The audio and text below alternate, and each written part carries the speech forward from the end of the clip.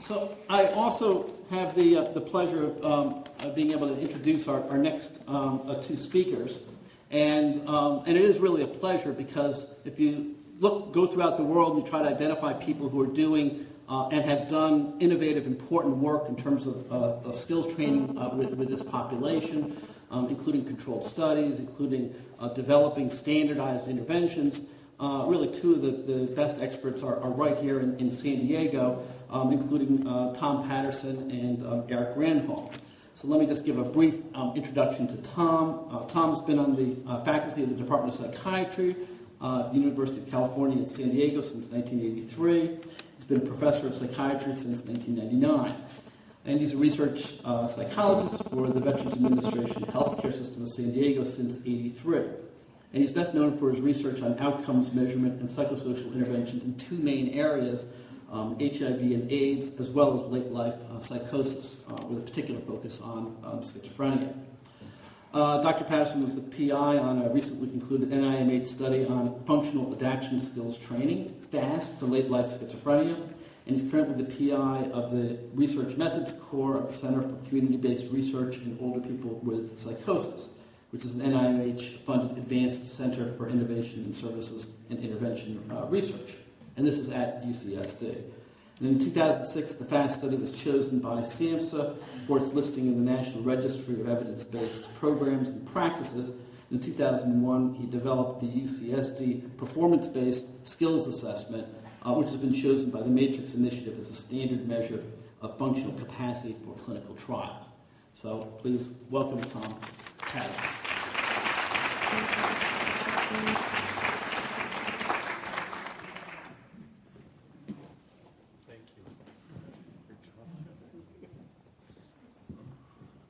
Well, that was a really great talk. In fact, I think I'm done with mine already because Kim really did a spectacular job of covering the basics of training. And hopefully I'll be able to entertain you a bit more. And one of the things I would like to say right away is some of you here probably have helped in the testing of the interventions that we are talking about now.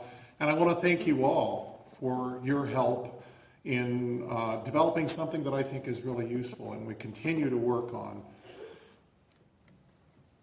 So, first off, you already know what the learning objectives are. You have them in front of you, but just to remind you what they are, I thought I would provide you with a slide of that. And I'm not going to go through that so that we can move ahead.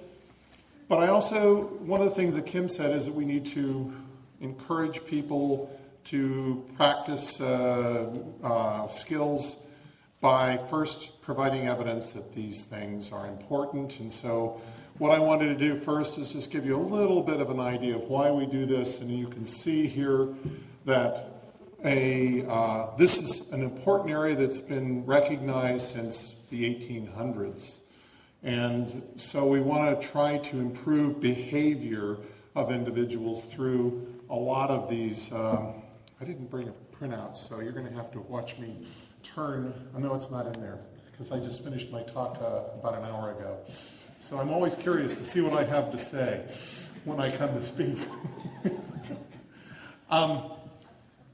One of the more important things that's come out recently that guides where money goes in the government, in funding programs and research and whatnot, comes from the President's Commission on Mental Health. And one of the things that I think is important here is that we need to start to move toward getting people out into the community, and we need to know how to actually measure whether a person's ready to get into the community. So this report really emphasized, from my perspective, these two ideas.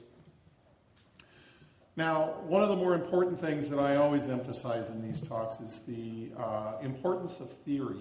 And Kim mentioned briefly theory. The theory that I've used in all of my research, I actually work in a number of areas, and I'm very enamored with social cognitive theory, which has three basic elements. One is knowledge, the other is self-efficacy, the other is outcome expectancy. Knowledge is necessary but not sufficient to change behavior.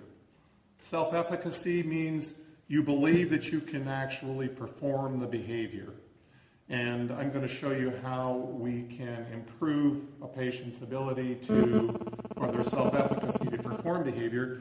And outcome expectancies mean, yes, I can perform the behavior, but I have to have a positive outcome expectancy. That is, believe that if I'm in the situation, I can actually perform it successfully. And so we try to improve each one of these three basic elements using social cognitive theory. And by doing that, the way you do that is first through observation. So this is where you demonstrate and provide the person with appropriate skills so that they have an idea of what they're supposed to do, and that's role modeling goes on, and that's what we do, and I'm going to go through in a moment our intervention just very briefly. Practice and rehearsal is absolutely pivotal in this. That is, you're not going to get somebody's self-efficacy to improve unless they actually do the behavior. What I'm doing with you right here and now, this is supposed to be a work group, and we're supposed to be talking, communicating. You're not going to learn very well what I have to say until you actually do these behaviors. So that's the key to all of the training that you want to do with patients, is get them to actually practice the behavior. You need, as Kim was emphasizing, positive feedback, and that's absolutely critical. Negative feedback is not going to help at all. It's going to be nothing but destructive. Reinforcing behaviors as they occur to shape them, and developing support systems in the community, in their family, and in their board and care, wherever they are, to practice the behavior. Sometimes, we talk about social support, and we talk about negative support and positive support. Calling it social support suggests that it's always positive, and it isn't. We need to be certain that the kinds of behaviors that the person is trying to practice are supported by the people in their environment and not discouraged.